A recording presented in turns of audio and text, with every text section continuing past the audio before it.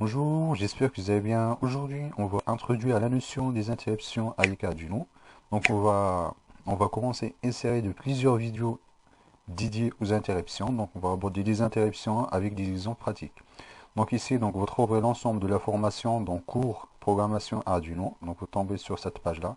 Donc, ici, c'est la première vidéo dédiée aux interruptions.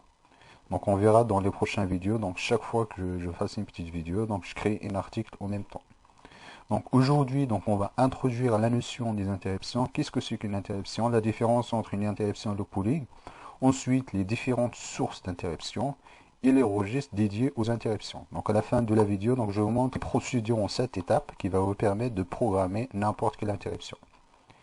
Donc une interruption, donc je vous donne un exemple par exemple de la boîte à lettres. Le passage du distributeur du courrier, donc ça passe pas tous les jours. Ça passe par exemple une fois par semaine, deux fois par semaine, etc. En revanche, vous n'avez pas besoin de consulter votre boîte à lettres toutes les secondes. Donc vous consultez votre boîte à lettres uniquement lorsque le courriel elle passe, donc il vous appelle. Dans ce cas-là, vous avez besoin uniquement de récupérer votre courrier uniquement au passage de distributeur du courrier. Donc en revanche, donc, dans l'habitude, donc on utilise le pooling pour notre programmation. Donc la notion du pooling, c'est la programmation basique qu'on utilise, donc on n'utilise pas les interruptions. C'est-à-dire il y a uniquement une sous-boucle loop à l'intérieur de la boucle loop, donc on script tous les capteurs, on regarde toutes les entrées, puis on génère des sorties. Par exemple, ici, donc à l'intérieur de la boucle loop, il peut y avoir plusieurs centaines, voire milliers de lignes de code, et chaque ligne de code fonctionne, donc ça prend un délai. En fin de compte, la délai de la boucle, ça peut être plusieurs centaines de millisecondes, voire 2 secondes. En revanche, si vous avez besoin d'une action que vous voulez que ça exécute immédiatement dès sa présence, dans ce cas-là, par exemple, si on se trouve ici au début du programme, donc il vous faut par exemple 1 seconde pour y arriver ici. Du coup, votre action ne sera exécutée qu'à l'arrivée du pointeur programme ici. Donc ici, par exemple, j'ai une détection de surtension. Si j'ai, par exemple, j'ai un capteur qui est du surtension, un détecteur qui me détecte, par exemple, la surtension. Je veux arrêter une machine, par exemple, dès la détection du surtension, bien sûr, intensité, etc. Je veux que cette action soit exécutée d'une façon immédiate. Dans ce cas-là, donc, la notion des interruptions, c'est obligatoire. On est obligé d'utiliser les interruptions. On prend, par exemple, l'exemple d'un robot, donc un robot qui permet d'éviter un obstacle. Par exemple, c'est un robot qui vient avec une vitesse importante. Dès la détection, par exemple, d'une distance genre 10 cm, donc il faut que je recule en arrière. Ou bien il faut que je m'arrête. Si vous n'utilisez pas les interruptions, donc vous risquez de prendre le mur. Donc ça, c'est un exemple. Il y a d'autres exemples, il y a plusieurs exemples. Donc ça peut être ici donc la surintensité, ça peut être le défaut dans un détecteur, l'emballement de la température d'une batterie. Donc les interruptions, ce sont des outils, par exemple, si vous avez besoin d'exécuter une action immédiatement, quel que soit votre endroit dans le programme. Donc ici ça c'est un exemple des interruptions, c'est-à-dire j'ai ma boucle while, donc j'exécute les instructions, donc ça prend le temps que ça prend. En revanche ici, dès que je détecte une surintensité, j'arrête le moteur. Ici, je ne me soucie pas où je me trouve dans le programme. Ici, cette interruption-là, cette instruction, ça se déclenche de la détection, par exemple ici, donc je dépasse une valeur maximale là, j'arrête le moteur. Donc ça c'est l'avantage de l'utilisation des interruptions. Donc ici, donc il y a la notion, ça c'est la notion d'une interruption. Maintenant, on va lancer un événement. Donc pour déclencher une interruption, ça c'est une fonction, c'est un routine, un routine d'interruption. C'est une fonction, c'est juste une fonction normale. Donc là, pour déclencher cette fonction, donc il a une entrée, donc une sensibilité. Cette fonction, elle doit être sensible à quelque chose. Elle doit être sensible à un événement. Donc l'événement, dans la carte Arduino, l'événement, ça peut être par exemple le passage de 0 à 1 d'un pin. Donc ça peut être un événement qui vient de l'extérieur de la carte. Donc ça peut être le passage, la détection d'un front montant, ça peut être la détection d'un front descendant. Ça peut être également juste le passage de 0 à 1, donc la détection d'un niveau haut dans un pin. Donc on distingue deux types d'événements. Il y a les événements qui sont externes à la carte, donc ça c'est l'environnement externe. Donc ça c'est plus utile par exemple si vous utilisez votre carte par exemple, si vous avez plusieurs capteurs, plusieurs détecteurs. Et là, en fonction de l'état des capteurs, vous générez des actions. Dans ce cas-là, donc vous utilisez l'interruption. Après chaque interruption, ça peut être sensible à un capteur différent. Et là, donc vous pouvez mettre autant d'interruptions que vous voulez. Donc on verra tout à l'heure le nombre d'interruptions donc par carte Arduino. Donc il y a un autre type des interruptions, c'est les interruptions qui sont Donc, c'est des interruptions qui sont déclenchées par un périphérique. Donc, chaque carte Arduino, donc ça peut être une Arduino Nano, Mega, etc. En fonction du microcontrôleur qui se trouve dans la carte, donc il y a un ensemble de périphériques. Par exemple, le nombre du périphérique qui se trouve en Arduino Mega, c'est beaucoup plus important en Arduino Nano. Et les périphériques qui se trouvent en Arduino Duo, c'est beaucoup plus important en périphérique qui se trouve en Arduino Nano. Donc, ce qu'il faut retenir, c'est en résumé, chaque périphérique dispose des éléments d'une interruption. Par exemple, si on a un convertisseur analogique, les timers, les liaisons SPI, les liaisons UART, si vous avez 3 UART, donc automatiquement vous avez 3 interruptions au minimum. Donc là, on va utiliser le datasheet de Arduino Mega. Donc moi je me base sur Arduino Mega pour faire pour vous expliquer la notion des interruptions. Mais on peut utiliser n'importe quelle carte, le concept c'est le même. Dans la suite, donc on a besoin du datasheet du microcontrôleur Arduino Mega. Donc concernant les sources des interruptions, donc chaque microcontrôleur dispose d'un nombre de sources d'interruption. Pour Arduino Mega, on dispose de 57 sources d'interruption. Donc ici, donc il y a l'interruption reset, donc ça peut être le pin externe, ça peut être donc la mise sous tension, ça peut être le watchdog, etc. Donc ça, c'est la première interruption, donc il a une priorité 1, c'est-à-dire c'est le plus prioritaire. Donc ensuite, concernant les interruptions externes, donc il y a l'interruption qui s'appelle int, donc il y a le int de 0 jusqu'à 7, donc ici il y a le int, c'est-à-dire interruption extérieure. Donc ensuite, ça, ce sont des pins ils sont branchés dans les pins physiques de la carte Arduino. Donc ici, il y a le PC int. Donc c'est pareil que int. Donc ces interruptions-là, le int, donc ils sont sensibles au front montant, ça peut être configuré en front montant, front descendant, ou bien les deux. Donc en revanche, ici, PC, donc pin chain, c'est-à-dire donc la détection de changement d'état. Donc ce type d'interruption, c'est pour la détection de front montant ou bien front descendant, les deux en même temps. En revanche, ces types d'interruption int, c'est uniquement pour la détection soit du front montant, soit du front descendant, soit les deux, soit le niveau bas. Donc ensuite, après, donc la plupart du périphérique, il y a le watchdog, donc il a son propre interruption.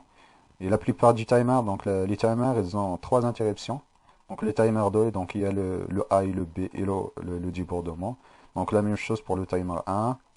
Donc la liaison SPI, la liaison UART, la liaison, etc. Donc ici, donc la plupart du périphérique, ils ont tous des interruptions. Au minimum, une seule interruption. Donc au total, donc on a 57 interruptions.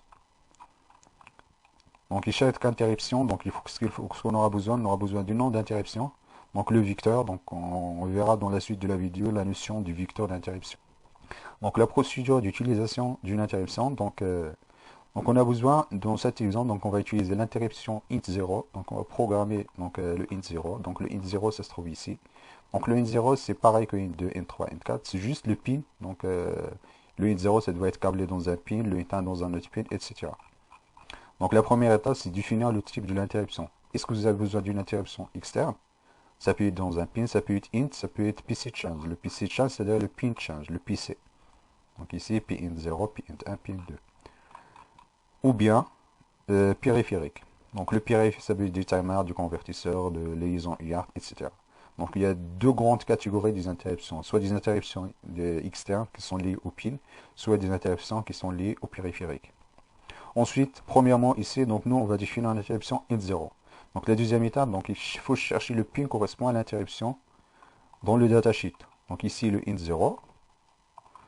Donc ici c'est le package du microcontrôleur Arduino 2560.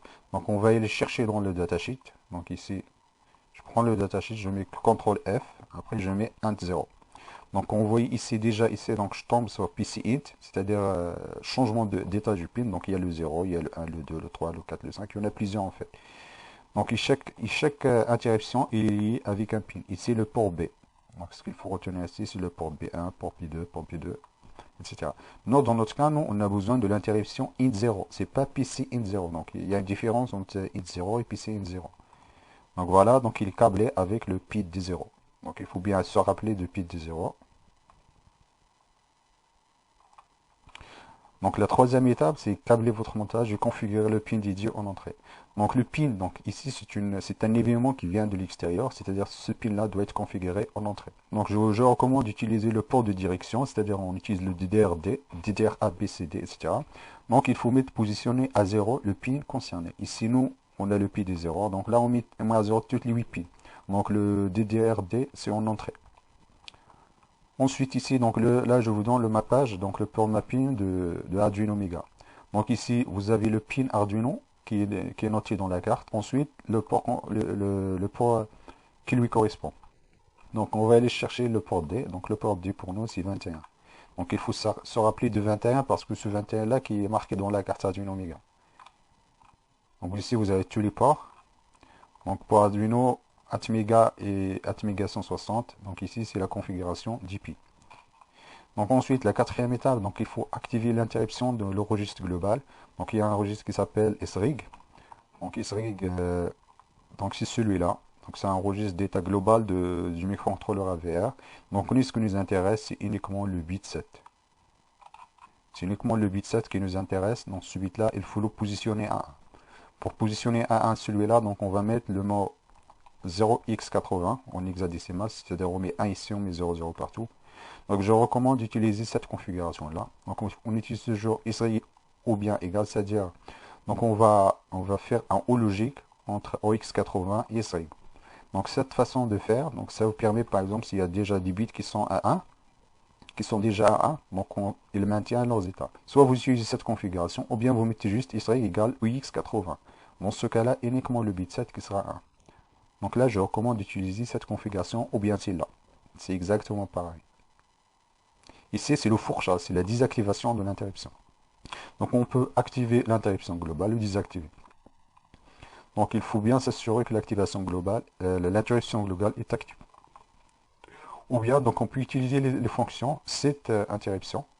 Donc ça, ce sont des fonctions qui sont disponibles en assembleur. Donc ici, on peut les utiliser cette interruption et clear interruption. C'est exactement pareil. Celle-là, ça permet d'activer l'interruption globale. Celle-là permet de désactiver l'interruption globale. Donc soit vous utilisez cette façon, ou bien celle-là. Ensuite, la cinquième étape, c'est la validation de l'interruption. Ça, c'est activation de l'interruption globale. Ensuite, ça, c'est la validation de l'interruption spécifique. Ça, c'est toutes les interruptions. Ici, c'est l'interruption qui nous intéresse. Il faut bien noter que chaque type d'interruption, il y a les interrupts de type int_x, il y a les interrupts de type pcint, il y a les interruptions du timer. C'est-à-dire chaque type d'interruption, il a son registre. Donc ici, donc les interruptions de 0 jusqu'à 7. Donc il y a un registre qui s'appelle X1 Interrupt Mask Register, MSK. Donc ce MSK, donc il a 7 bits, 8 bits. Donc lorsque non, on va activer l'interruption 1, c'est-à-dire on va mettre le bit 0 à 1. Les autres, on va le mettre à 0. Si vous voulez, si vous avez besoin d'utiliser 8 pins, donc vous pouvez mettre le XFF pour activer l'ensemble des interruptions. Donc ce qui nous intéresse, c'est juste le bit 0, le int 0. Du coup, on va mettre le mot OMSK égale ou bien égal EX01. Ça, c'est la validation de int 0. Ou bien, donc, cette façon-là. Donc, cette façon-là, c'est-à-dire, on force uniquement l'interruption 0, c'est-à-dire, on force les autres à 0. On masque les autres. Et c'est pas recommandable, peut-être, dans notre programme, on a besoin de l'interruption 0, l'interruption 6, etc. Dans ce cas, on utilise cette façon de faire. Ensuite, le choix du mode de la détection de l'événement. Donc là, on a activé l'interruption globale. Ensuite, on a activé l'interruption spécifique, le int0, dans le registre de MSK.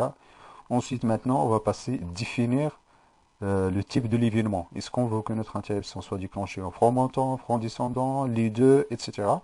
Donc là, on utilise le ISRA. Donc c'est le registre de contrôle de l'interruption. Donc il y a le A, il y a le B, parce que on a des interruptions de int0 jusqu'à int7. Pour chaque interruption, donc il y a 2 bits. C'est-à-dire dans un seul registre ici, donc on peut configurer 4 interruptions pour le A. Et dans le B, on peut configurer les 4 autres interruptions. Donc dans nous, ce qui nous intéresse, c'est l'interruption int0. Du coup, on va activer ici, donc on va positionner le bit 0 et le bit 1 en fonction de ce qu'on veut. Donc ici, si vous le positionnez à 0, 0, c'est-à-dire dès la détection de 0, donc on active l'interruption. Soit on met 0, 1, c'est-à-dire front montant et descendant. Ça, c'est équivalent à port change. Donc port change, c'est-à-dire dès le changement des dates du port, donc on génère une interruption. Donc ensuite ici, soit le front descendant, soit le front montant. Donc ça, c'est pareil pour les 4 interruptions. Donc ici, il y a le bit pour l'interruption 0, le 2, 3 pour l'interruption 1, le 4, 5 pour l'interruption, etc. Donc pour le A et pour le B. Donc on va passer maintenant, donc dans la dernière étape consiste comment programmer la fonction. Donc maintenant on a bien configuré le registre, activer l'interruption, définir le mode de détection. Donc ensuite maintenant il faut programmer donc le routine d'interruption, donc la fonction qui va continuer à notre programme dès la détection d'un événement dans un PDD. Donc dans ce cas-là, donc la carte Arduino Mega elle dispose de 57 interruptions. Donc dans cette partie-là, on aura besoin de vecteurs d'interruption. Donc il y a une routine qui s'appelle ISR. Donc le ISR, c'est une routine qui est dédiée aux interruptions. Se reconnaît dans l'IDE. Donc il faut juste spécifier ici donc le nom. Donc le nom de l'interruption. Ensuite on met le underscore vect. Donc c'est underscore vect, il faut le mettre obligatoirement. Donc ici il faut mettre le nom de l'interruption.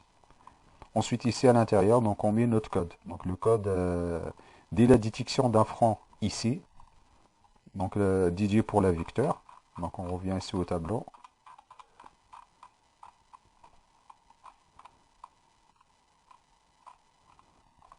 Voilà, donc j'ai int 0. Donc le nom de l'interruption c'est int 0. Après ici il y a le vecteur. Donc il y a le vecteur d'interruption.